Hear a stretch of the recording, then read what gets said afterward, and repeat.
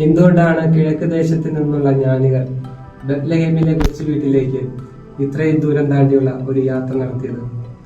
കാരണം അവർ അറിഞ്ഞ എല്ലാ അറിവുകളെയും അതിശയിപ്പിക്കുന്ന എന്തോ ഒന്ന് ആ വീട്ടിൽ ഉണ്ടായിരിക്കണം. ആ അറിവിന് വെളിച്ചം വീശിയതാവട്ടെ മുമ്പിൽ നിന്ന് വഴി നടത്തിയ താരകവും. എങ്കിലും യാത്രയുടെ അവസാനം അവർ എത്തിച്ചേർന്നൊരു കൺക്ലൂഷനുണ്ട്. താണ്ടിയ ദീർഘദൂരത്തിന്റെ ക്ലേശമോ ദിശ വ്യക്തമാക്കാതെ വഴി നടത്തിയ നക്ഷത്രമോ തങ്ങളെ വഞ്ചിച്ചിട്ടില്ല എന്നൊരു തിരിച്ചറിവായിരുന്നു അത്. അവർ കാണാൻ അന്വേഷിച്ചത് ഉണ്ണീശോയാണ്. കാലിത്തൊഴുത്തിൽ വെച്ച് ഉണ്ണീശോയെ അവർ കണ്ടുമുട്ടുകയും ചെയ്തു.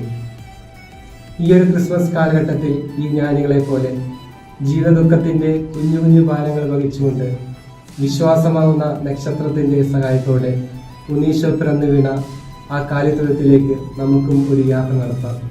അവിടെ ഉണ്ണീശോ നമ്മുടെ ജീവിതങ്ങളിൽ സന്തോഷം കൊണ്ടും സമാധാനം കൊണ്ടും നിറയ്ക്കട്ടെ. Happy Christmas.